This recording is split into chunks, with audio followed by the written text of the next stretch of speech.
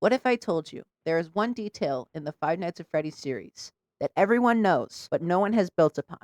Not even FNaF, MatPat, RIP by the way, or Toast have made full-length theories about it. They have all swept it under the rug like it's a FNaF AR skin. What the f is up with those, by the way? This small detail can explain the entirety of modern FNaF with just one line. And while it's true that some stories associated with our name were loosely based on actual events, the majority of them were total fabrications from the mind of a complete lunatic. Lawsuits pending. But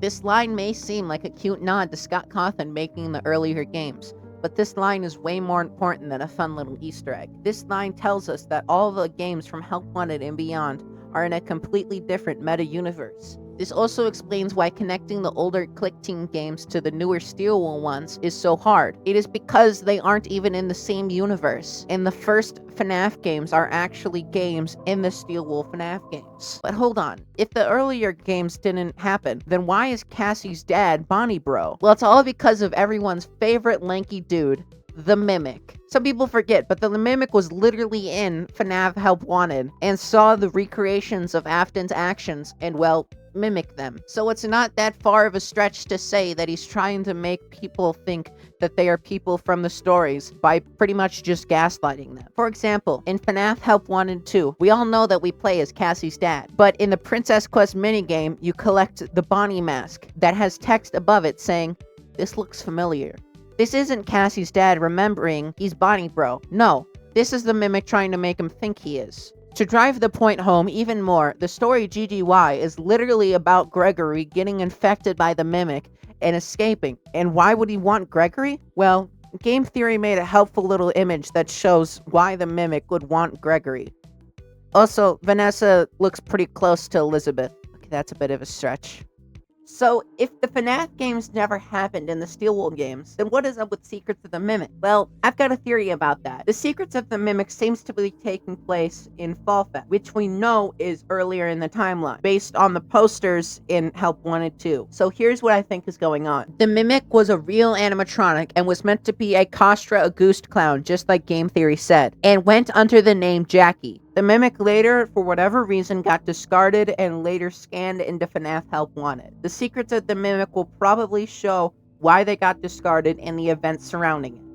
Now, do I think that everything is because of the Mimic? Well, no. Steelwool seems to heavily be implying that whoever owns Fazbear Entertainment is a bit of a suspicious person, and it's probably the reason why the Mimic's board was scanned in the first place. Also, it's a little sus that the Pizzaplex was built right on a sinkhole where an old Fazbear pizzeria is. And no, I do not know why it looks exactly like the FNaF 6 pizzeria or why it's hundreds of feet underground. That's for someone smarter than me to figure out. And no, the person that owns Fazbear Entertainment is not Mrs. Afton. MatPat, get help. So the reason why it feels like Steelwool is rewriting the FNaF timeline with every new game is mostly because we're trying to connect it to the older Click Team game, which they don't even share a universe with. The reason the newer characters are connected to the older Click Team ones is because the Mimic wants them to be those characters. Need more proof? In the sticky note room in the sewers under the Pizzaplex, there is a dining table with a mock-up of the Afton family, which we can assume was made by the Mimic because the sticky notes in the room start in binary, and the Mimic is the only one who would do that. And for the love of God, it is not Gregbot or Patient 46. So knowing the Mimic started to gain consciousness in this very room, we can presume that this is the Mimic's first attempt to make the stories of the core FNaF games real. This also works from an art style perspective. The earlier FNaF games had a more 2000s computer art style because that's what Scott could do. But the new Steelwool games have a more realistic look to them because Steelwool uses Substance Painter. So the meta-universe looks real and the Click Team ones look more game-like because they are games in the meta-universe, which is a cool retcon in my opinion.